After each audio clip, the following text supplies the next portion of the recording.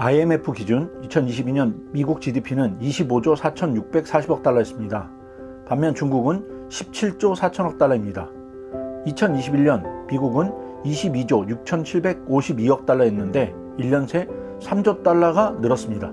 그런데 중국은 2021년 16조 6,423억 달러에서 1조 달러가 안 되게 늘었습니다. 1년 사이에 미국과 중국의 GDP 격차는 8조 달러로 벌어졌습니다. 이것은 미국의 고물가를 감안해도 높은 성장을 보인 데 비해 미국을 추격하는 입장인 중국이 저성장 기조에 들어섰기 때문입니다. 이런 중국을 보면서 이코노미스트지는 피크 차이나라고 하는 신조어를 만들었습니다. 고점을 지나 내려온다는 것이죠. 중국 경제 위기의 원인을 두고 많은 전문가들은 시진핑 국가 주석을 지목합니다. 정말 그럴까요? 시진핑 주석이 위기의 주된 원인이라면 시 주석의 어떤 정책이 문제인지 살펴볼 필요가 있겠죠. 리더십은 지지자와 반대자로 나뉘어 감정적으로 예민한 주제입니다. 따라서 중국에 대한 감정적 평가를 배제하고 중국 리더십의 문제를 살펴보도록 하겠습니다. 안녕하세요. 정치 커뮤니케이터 신박입니다. 인트로. 피크 차이나, 즉 중국 경제가 고점을 찍고 이제 하락한다고 합니다. 정부 공식 통계 21%에서 비공식 통계 46%까지 추정되는 높은 실업률. 중국 경제의 30%를 차지하는 중국 부동산 시장에서 헝다, 완다, 비고 위안의 위기. GDP 대비 281%에 달하는 중국의 국가 부채. 애플과 삼성 등 거대 기업들의 중국 탈출. 이처럼 중국 뉴스의 대부분은 중국 경제 위기에 관한 것들입니다. 중국은 얼마 전까지 G2, 차이메리카라고 불렸습니다. 그런데 최근에는 중국 위기론과 패권 도전 실패론이 주류를 이루고 있습니다. 중국이 어쩌다 이 상황이 되었는지에 대해서는 다양한 분석이 있을 것입니다. 국제관계 연구자들은 크게 세 가지에 주목해 분석합니다. 미중 패권 경쟁이라는 국제체제 차원의 특성, 중국이라는 국가 차원의 국내적 요인, 시진핑과 중국 공산당 지도부의 개인적 특성, 이렇게 세 가지입니다.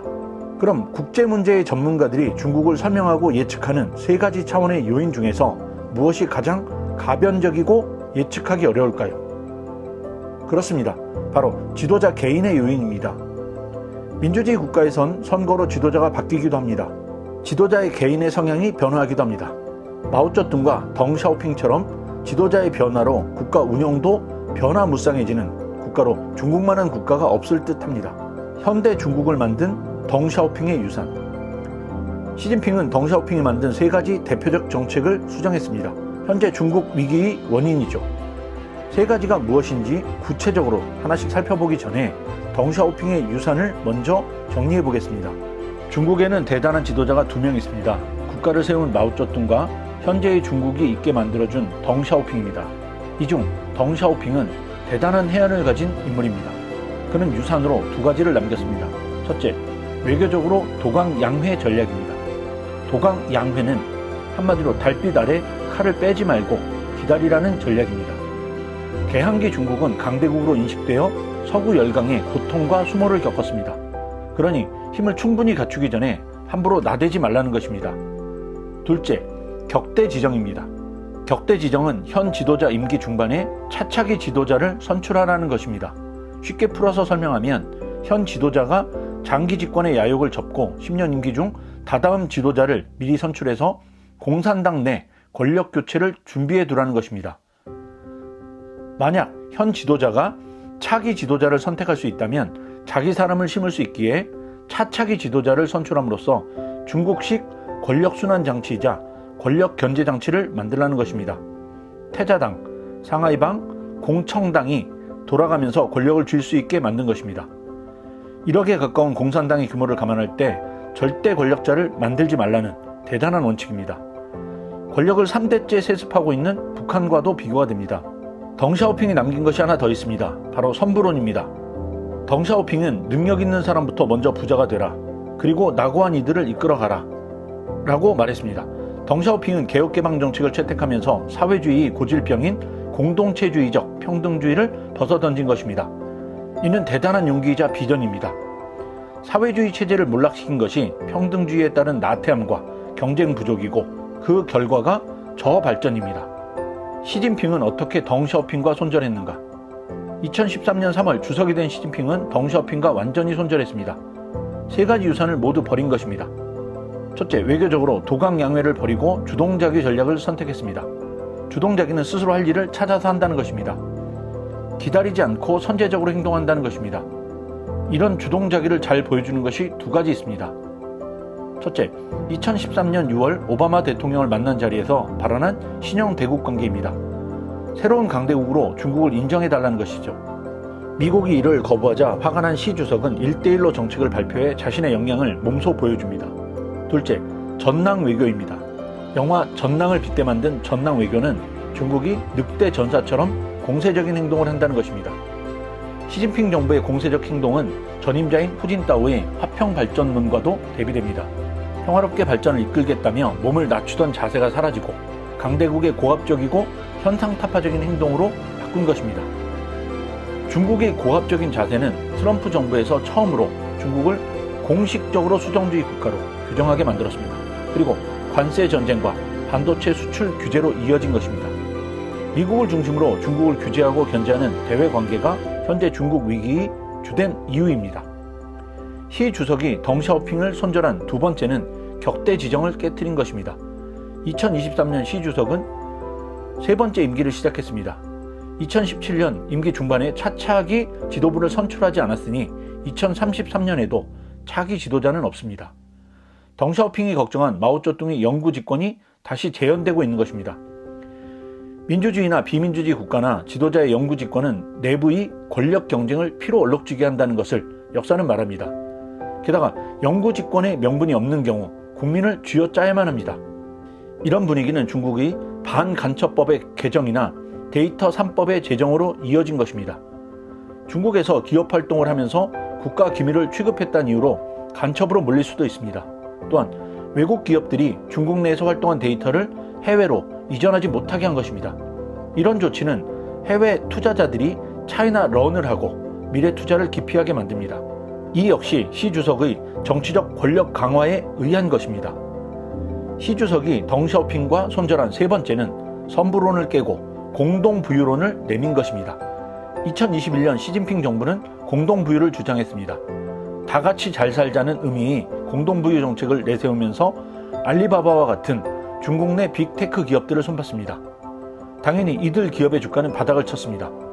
부동산과 사교육 시장이 양극화의 주범이라고 지목받았고 대대적인 세무조사 등이 이루어졌습니다.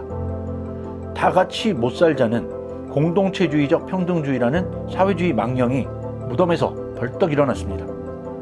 혁신기업의 미래를 불안하게 만드는 공동부유로는 해외 투자자들을 손살에 치게 만들고 있습니다. 더 문제는 지목된 분야들이 모두 중국 인재들에게 고액의 소득을 보장해주는 일자리라는 점입니다.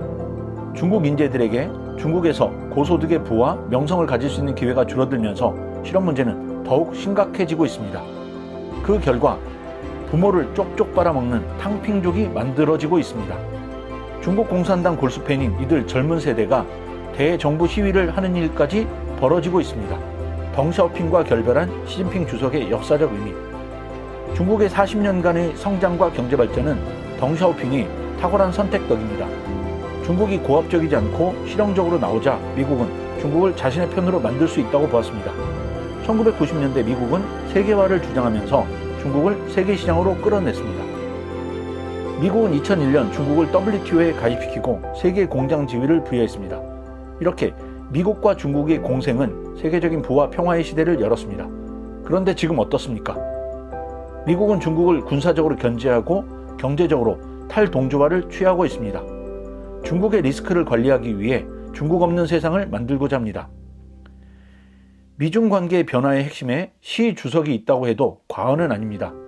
역사적 관점에서 시 주석의 덩샤오핑과 손절이 심각한 것은 크게 두 가지로 해석할 수 있습니다. 첫째, 시 주석은 중국을 현상타파 국가로 만들었습니다. 아직 보유하지 못한 것을 얻기 위해 국력, 특히 군사력을 키우는 국가를 현상타파 국가라고 합니다. 그런 점에서 대륙국가이면서 해군력을 집중적으로 육성하고 남중국해를 자신의 바다로 만들려는 중국은 현상타파 국가로 볼 수 있습니다. 게다가 중국은 국제적 문제아인 러시아와 북한을 지원함으로써 현상타파 그룹의 물주이자 보스처럼 행동합니다.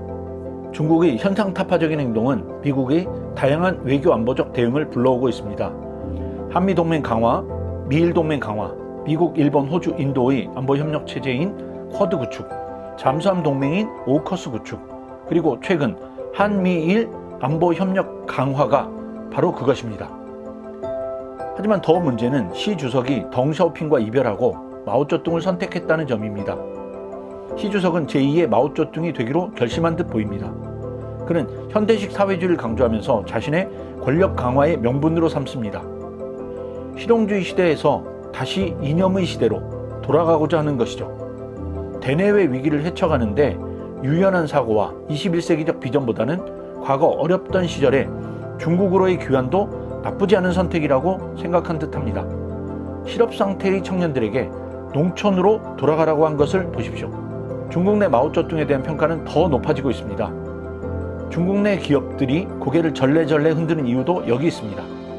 중국이 과거의 사회주의를 강조할수록 세계적으로 중국에 대한 비호감도는 더 높아집니다. 결론, 중국의 21세기는 과연 어려웠던 20세기로 돌아가게 될 것인가? 아니면 새로운 시대가 될 것인가? 이 선택은 중국과 중국인들에게만 영향을 미치지는 않을 것입니다. 40년 만에 처음 중국에 대한 무역 적자를 보고 있는 한국에게도 어마어마한 결과로 돌아오고 있습니다. 냉전 이후 평화로웠던 국제질서의 운명도 여기에 달려 있습니다. 강대국이 된 중국의 지도자에게 우리가 관심을 가지고 알아봐야 하는 이유입니다. 구독과 좋아요, 알림 설정해 주시면 아주 조금 많이 감사하겠습니다. 여러분의 오해를 줄이고 이해를 늘리는데 큰 힘이 될 것입니다.